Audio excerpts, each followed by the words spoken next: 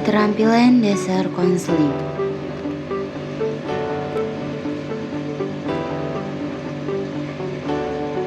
Pengertian. Pengertian keterampilan konseling adalah bentuk skill yang dimiliki konselor atau guru dalam menerapkan praktek-praktek konseling. Keterampilan dasar yang dimaksud di sini adalah keterampilan konseling sebagai salah satu kompetensi dasar guru bimbingan dan konseling di sekolah. Keterampilan tersebut merupakan kompetensi yang harus dikuasai dalam setiap melakukan konseling individual. Assalamualaikum. Baiklah, silakan duduk. Santai aja ya, nggak usah tegang. Sebelumnya kita berkenalan dulu agar lebih akrab. Nama saya Latifah Hani Febrianti. Saya saat ini sedang berkuliah di Universitas Indraprasta PGRI, mengambil prodi bimbingan dan konseling. Nah, saya ingin tahu nih nama kamu, terus sekolahnya di mana, kelas berapa, dan asal kamu dari mana. Sebelumnya perkenalkan dulu ya Bu ya. Nama saya Farhah. Saya duduk di kelas 10 SMK di Kota Bogor. Berarti baru masuk ya SMK ya? Iya, baru masuk tahun ini. Gimana kabar Farhah hari ini? Kabarnya sih kurang baik Bu, makanya Farhah mutusin buat konseling sama Ibu hari ini. Kalau boleh tahu, apakah ada sesuatu yang sedang mengganggu pikiran Farhah? Nggak tahu sih Bu, ngerasanya kayak bingung, nggak pede, sedih gitu aja sih Bu. Cuman apakah perasaan sedih dan mengganggu pikiran Farhah itu bisa kita bicarakan bersama? Saya kira juga begitu. Apakah Farhah bisa menceritakan kepada ibu apa yang sedang mengganggu pikiran Farhah saat ini? Dengan senang hati Bu. Tapi saya minta tolong sama Ibu supaya ini dirahasiakan gitu ya Bu, karena saya takutnya nanti kalau cerita saya tersebar ke teman-teman saya gitu, nanti jadinya jadi bahan ledekan gitu loh Bu. Jadi minta tolong untuk dirahasiakan itu ya. Tenang saja, di sini saya sebagai seorang konselor memiliki asas kerahasiaan yang hanya diketahui oleh saya sendiri dan Farhah. Jadinya Farhah dapat menceritakan semua keluh kesah Farhah kepada saya. Baiklah, kalau begitu Farhah bisa menjelaskan apa yang membuat Farhah bingung dan sedih yang sedang Farhah rasakan saat ini. Oke. Jadi mungkin saya mulai dari awal ya Bu ya. Saya itu kan baru masuk kelas 10 SMA ya. Baru adaptasi gitu sih Bu sebenarnya sama teman-teman di kelas gitu kan, dengan segala tugas-tugasnya yang baru saya rasakan gitu Bu. Sebelumnya kan belum ada tugas-tugas seberat di SMA gitu ya, jadi mungkin saya ada rasa kurang nyaman juga di kalau mau presentasi sih Bu, presentasi kelas gitu. Saya tuh ngerasa kurang percaya diri Bu gitu Kak. Ngelihat teman-teman saya tuh kayaknya enak gitu presentasi gitu kan, tanpa mereka ragu gitu, percaya diri aja gitu Bu kalau udah ada di depan. Nah saya tuh sementara saya yang mungkin kaget gitu Bu, di SMP saya kan belum pernah ada presentasi, sedangkan di sekolah SMP teman-teman saya tuh sebelumnya mereka ada presentasi gitu Bu, jadi mereka nggak terlalu sekaget saya gitu. Kalau saya tuh ya jadinya ngerasa kaget Bu di SMA karena baru dapat tugas presentasi yang ngomong di depan banyak orang gitu Bu, jadi ngerasa nggak percaya diri gitu Bu, jadi ngerasa selalu dirinya kurang karena presentasi itu tugasnya nggak cuma hanya satu mata pelajaran Bu.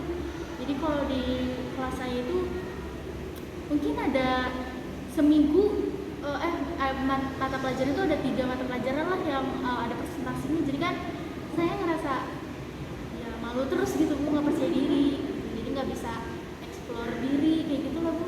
Jadi saya bisa bingung.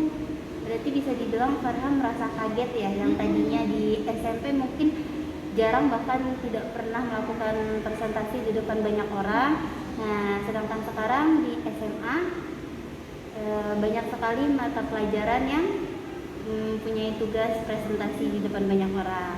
Biasanya ketika Farha berbicara di depan banyak orang atau sedang presentasi, apa yang Farha rasakan saat berada di depan orang banyak? Rasanya sih lebih ke pas maju ke depan itu rasanya tegang, takut, nggak percaya diri, gugup, jadinya presentasinya juga nggak maksimal gitu sih Bu. Setelahnya pas sudah selesai presentasi ngerasa sedih, nggak percaya diri itu tadi gitu. Berarti bisa dibilang sesuatu yang sudah Farha persiapkan sebelumnya, yang Farha yakin akan bisa tersampaikan semuanya, ketika di depan itu tidak tersampaikan. Betul. Sehingga membuat Farha itu merasa sedih karena merasa kurang dalam presentasi tersebut. Betul seperti itu? Betul. Namun di luar dari tugas presentasi yang harus mempresentasikan itu di depan banyak orang, apakah Farha biasanya di kelas suka berbaur dengan teman? Kalau dengan teman itu bisa dibilang kurang juga sih Bu. Maksudnya di kelas emang saya kan mungkin rada introvert mungkin ya Bu. Jadi kalau di kelas itu teman paling 1-2 orang gitu sih Bu, nggak berbaur sama banyak teman. Tuh, kalau misalkan di rumah nih, kan hanya sebelumnya aku pengen nanya nih, Farha di rumah punya saudara? Nggak punya, aku satu-satunya. Oh, berarti anak tunggal ya, sendiri aja. Nah, kalau di rumah itu apakah Farha sering nih berinteraksi dengan kedua orang tua Farha, entah itu bercerita atau apapun itu? Kebetulan mama sama ayah kan kerja semua dan aku juga anak tunggal satu-satunya, jadi nggak bercerita banyak sama mama sama ayah gitu kan, nggak. Jadi ya di rumah aja gitu sendiri. Tapi kalau misalkan di rumah seperti itu, Farha suka main bersama teman? Kalau temen rumah ya ada sebenarnya, cuman kan karena udah masuk SMA, temennya juga sama seumuran dan ada yang lebih di atasnya, pastinya sibuk dan nggak pernah main juga kalau di rumah gitu, jadinya ya paling sendiri di rumah gitu sih. Oh, berarti bisa dibilang jarang ya bermain keluar rumah. Jarang juga. Baiklah Farha, kembali ke permasalahan tadi. Berarti rasa kurang percayaan diri Farha ini dimulai dari kelas 10 ya? Dari ya semenjak ada tugas presentasi kayak gitu sih Bu. Kadang juga suka kepikiran kalau misalkan kurangnya percaya diri saya ini bakal ngeganggu ke karir saya ke depannya gitu Bu. Entah itu mungkin saya nanti kerja, saya jadi susah bersosialisasi. Terus kalau memang saya nanti lanjut kuliah, saya mengalami hal yang sama gitu dengan ini, rasa ketakutan, rasa kurang percaya diri, ya jadinya saya ngerasa kurang terus gitu, jadi kurang explore lagi diri saya ini. Apa yang Farha rasakan ketika Farha sedang berpresentasi di depan teman-temannya atau di depan banyak orang? Perasaannya sih pas maju ke depan itu takut, ngerasa gugup, yang pasti kurang percaya diri gitu. Dan kalau presentasi kan ada sesi tanya jawab ya Bu. Nah kalau misalkan ada pertanyaan dari teman-teman gitu ya, dan saya mencoba untuk menjawab gitu Bu, kadang jawabannya juga jadi kurang sesuai, sehingga saya banyak ditertawakan oleh teman-teman. Itu sih yang membuat saya jadi kurang percaya diri, jadi down banget gitu karena itu. Tapi sebelum itu, apa ketika Farha berpresentasi di depan ada temannya yang menertawakan Farha? Iya, ada. Ketika tanya jawab itu ya lumayan banyak yang menertawakan, jadi itu yang membuat saya kurang saya diri. Kalau misalkan nih Farha tidak sedang presentasi di depan kelas atau di depan banyak orang, Farha sedang belajar seperti biasanya, mendengarkan seperti biasanya. Namun saat itu ada guru yang tiba-tiba bertanya kepada Farha tentang materi yang baru saja dia jelaskan. Apakah pernah seperti itu? Pernah sih Bu, pernah. Apa yang Farha rasakan ketika guru itu tiba-tiba bertanya kepada Farha? Rasanya kaget, takut, tegang, gugup gitu sih Bu. Jadi kayak belum siap gitu ya, tiba-tiba ditanya seperti itu. Disimpulkan bahwa selama masuk SMK ini Farha merasa lebih kurang percaya diri ya saat berpresentasi atau berdiri di depan banyak orang. Iya Bu. Nah, saran dari ibu mulailah dari bersosialisasi terlebih dahulu kepada dengan teman sekelas kamu. Jadi ibu juga tadi Farha bilang Farha mungkin hanya memiliki 1 atau 2 temannya di kelas. Nah, tidak apa-apa memiliki teman dekat, mungkin itu bisa dibilang sebagai teman dekat Farha. Nah, tapi di luar itu cobalah untuk berinteraksi lebih banyak dengan teman-teman yang lain, karena itu juga dapat menumbuhkan rasa kepercayaan diri Farha dengan sendirinya. Farha bisa mengetahui nih teman-teman Farha memiliki sifat seperti apa saja. Jika sudah berinteraksi baik dengan teman-teman, nanti Farha bisa lebih rileks. Jika memang nanti Farha mendapatkan tugas presentasi di depan kelas, karena Farha sudah lebih dekat gitu dengan teman-teman kelas lainnya, dan mungkin saja teman kelas Farha karena mereka sudah tahu nih Farha seperti apa, mereka tidak akan mengejek Farha lagi. Mungkin bisa jadi mereka akan mensupport Farha agar lebih percaya diri lagi.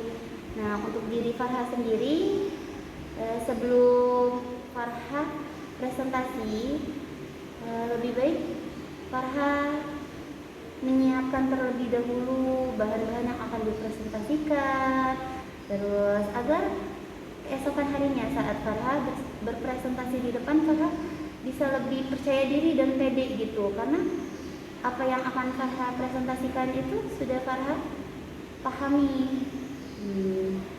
Mungkin dari penampilan juga ya Farha bisa lebih rapi lagi. Kalau misalkan Farha ada jadwal presentasi, biar dari penampilan juga Farha percaya diri gitu, saya sudah rapi, sudah siap untuk presentasi. Jika cara berinteraksi Farha sudah baik, bersosialisasi dengan orang banyak atau orang sekitar juga sudah bagus, dan sudah percaya diri saat di depan kelas atau di depan orang banyak, itu juga akan berpengaruh kepada diri Farha sendiri untuk kedepannya, untuk Farha nanti kuliah ataupun karir Farha setelahnya.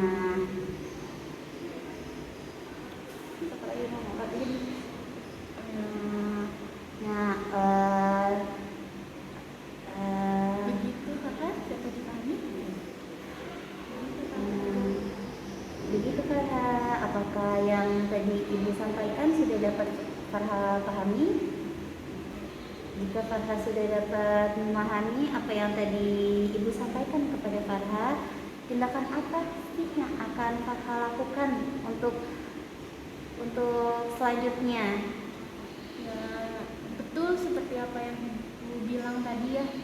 Saya mungkin harus mulai memperbaiki, mulai dari interaksi sama temen, bersosialisasi, sehingga ya di depan nanti saya bisa percaya diri gitu, karena teman-teman semua udah kenal saya dan nggak ada lagi yang ngetawain saya kayak gitu sih. Mungkin bakal lebih bisa percaya diri di situ sih.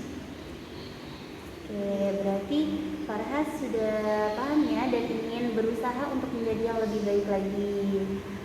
Pokoknya untuk Farha tetap semangat, tetap pada diri Farha sendiri bahwa Farha pasti bisa seperti teman-teman Farha yang lainnya. Baiklah, untuk sesi konseling pada saat ini Ibu cukupkan. Jika Farha membutuhkan bantuan atau membutuhkan saran di lain waktu, atau jika Farha ingin cerita atau sharing-sharing kepada Ibu, silahkan datang ke sini lagi. Terima kasih Bu.